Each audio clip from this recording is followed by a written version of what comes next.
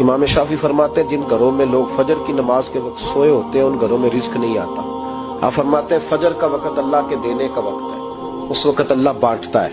हुजूर सल्लल्लाहु अलैहि वसल्लम का फरमान है ना हदीस में कि तहज्जुद के वक्त अल्लाह पहले आसमान पे नुज़ूले जलाल फरमाता है जो उसकी शान के लायक है तहज्जुद के वक्त, और वो कहता है मांगो मैं तुम्हें अता करूंगा। लेने की बारी आए तो बंदा समेट समाट के अंदर घुस जाए। हमारे यहाँ ये होता है कि इशा के बाद बच्चे बैठते हैं मोबाइल लेके, तहज्जुद का वक्त आता है तो उनकी आंखें बंद होनी शुरू होती है। तो लेने के वक्त तो तू सोया था, तेरा मसला कैसे हल होगा? भाई जब कोई आदमी खैरात बांट रहा हो तो जो प्याला पीछे कर ले उसे मिलेगा?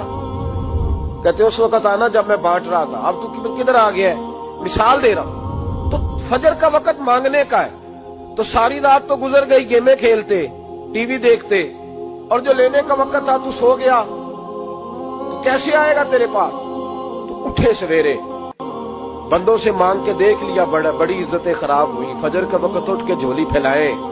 मेरे रसूल पाक अलैहिस्सलाम फरमाते हैं, रब फरमाते हैं जब बंदे मेरे आगे झोली फैलाते मुझे शर्म आती है, कैसे खाली वापस कर दूं। सूरह तलाक 2-3 नंबर आयत की घर जाके तिलावत करे। रब करीम ने फरमाया वमन यत्तकिल्लाह यजअल लहु मखरजा, फरमाया जब तू अल्लाह से डरेगा तो अल्लाह हर मुश्किल से निकलने का तुझे रास्ता अता फरमा देगा।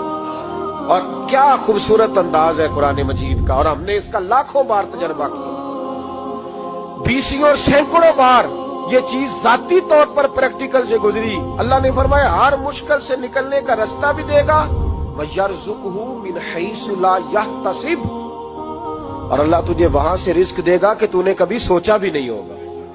वयरज़ुक़हु मिन हैसु ला यहतसिब से देगा कि तूने कभी सोचा भी।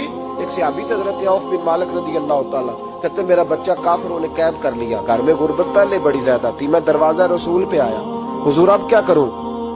तो कहते नबी पाक ने फरमाया भरोसा अल्लाह की जात पे कर, तवक्कुल अल्लाह की जात पे कर, और घर जाके तस्बीह लेके मियां बीवी बैठ जाओ और पढ़ो ला हौला वला कुव्वता इल्ला बिल्लाहिल अलीय्यिल अज़ीम, जाओ पढ़ो जाकर।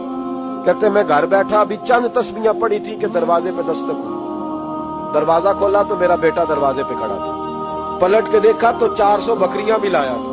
और मैंने कहा बेटा ये कैसे आ गई? कहने लगे अब्बा जी मुझे एक हवेली में काफिरों ने कैद किया हुआ था, मैं बड़ा परेशान था, लेकिन अभी थोड़ा देर पहले पता नहीं क्या हुआ, मैंने यूं हाथ लाया तो रस्सियां खुल गई, बाहर निकला हूं तो 2-3 बंदों पे नींद का ऐसा गलबा था कि बेहोश होके गिरे हुए थे।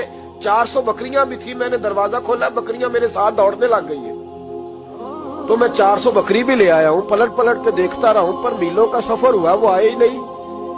वालिद कहने लगे बेटा चलो पहले मुस्तफा करीम से जाके पूछ ले, देखे कैसे माली मसले हल होते हैं। हुजूर से जाके पूछे कि हमारे लिए जायज भी है कि नहीं। कहते हैं दरवाजे रसूल पे जाके हम खड़े हुए थे कि नबी पाक ने फरमाया देखा रब करीम का फजल,